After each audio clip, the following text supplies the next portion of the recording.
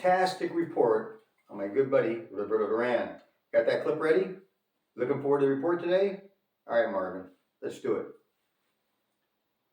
Good afternoon. I'm Steve S.H. Walters reporting for Breaking News 500 here in Vero Beach, Florida. Today's topic is meeting the boxing legend, Roberto Duran.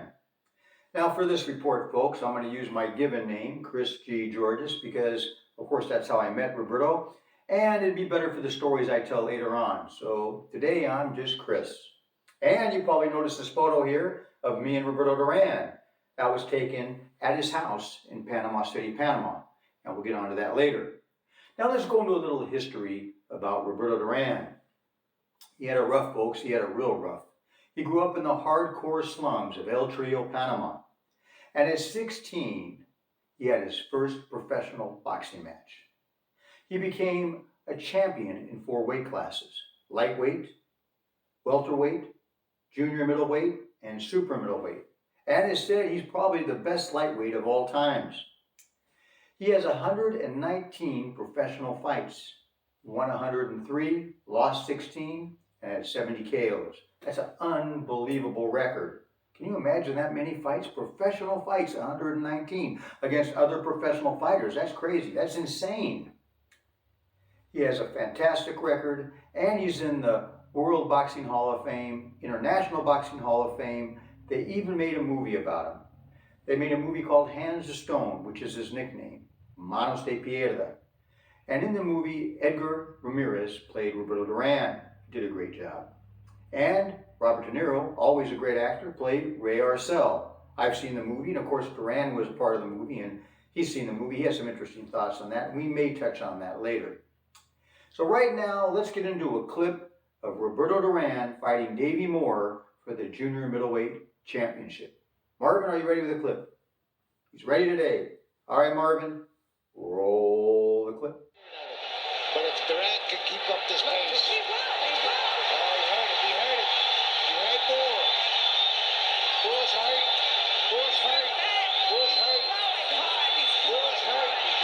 Moore's hurt. He's hurt. He's hurt.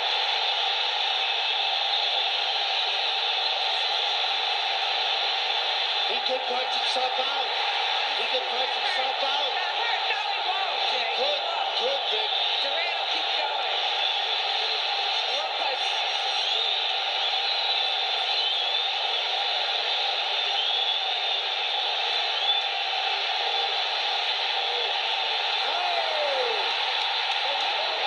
Well, what do you think about that boxing match?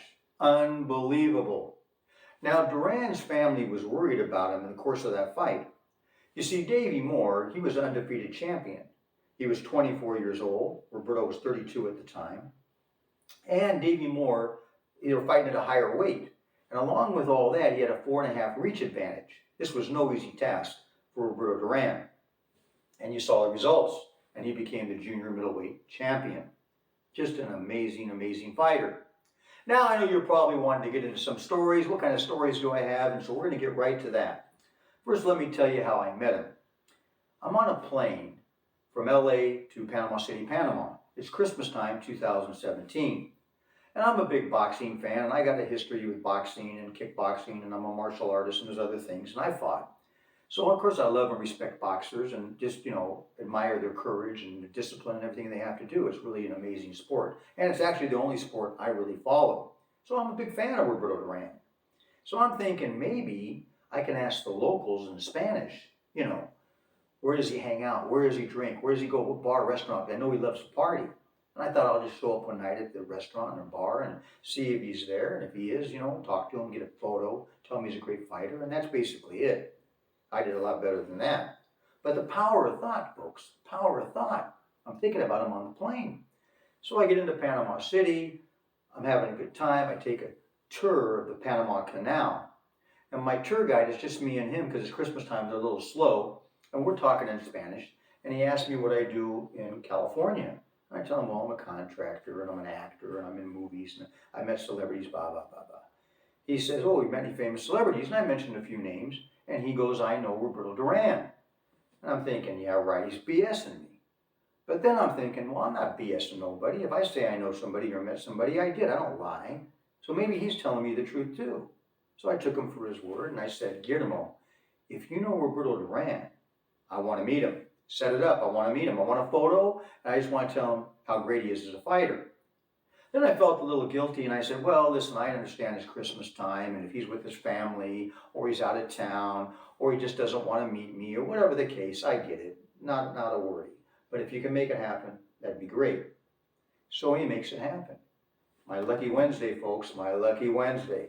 So Wednesday comes along and I get to meet Roberto Duran and we're driving over together and he tells me, he says, Chris, you got to buy a shirt from him. Duran sells these shirts, you got to buy a shirt. I said, I'll buy a shirt. So we get there.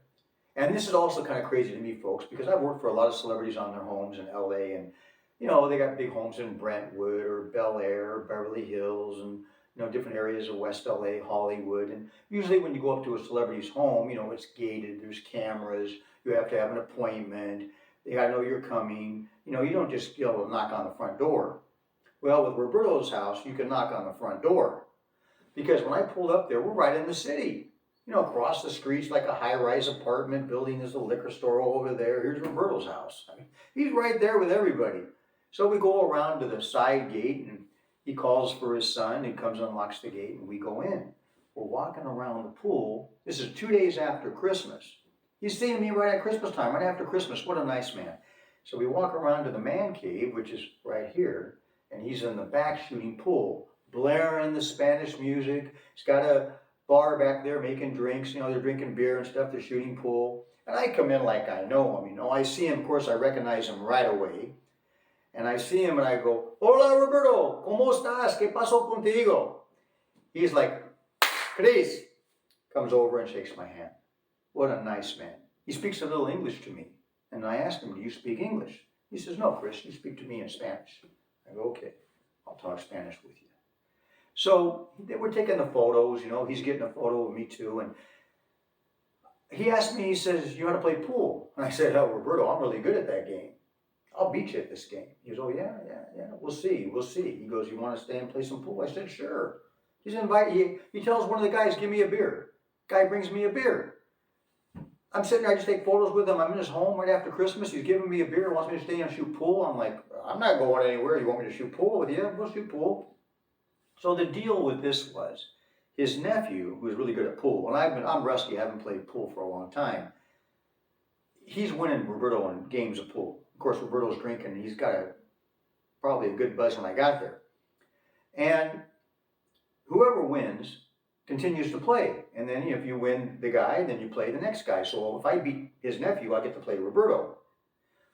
Well, I never shot a game of pool with Roberto because he's getting his butt kicked by the nephew. I'm getting my butt kicked by the nephew. So we never played each other. But we all had a great time and we're drinking and what have you. So during the course of this, Roberto's son comes up to me and says, you know, what type of shirt do you want? What size, what color, blah, blah, blah. So I said, well, give me a black, give me a medium.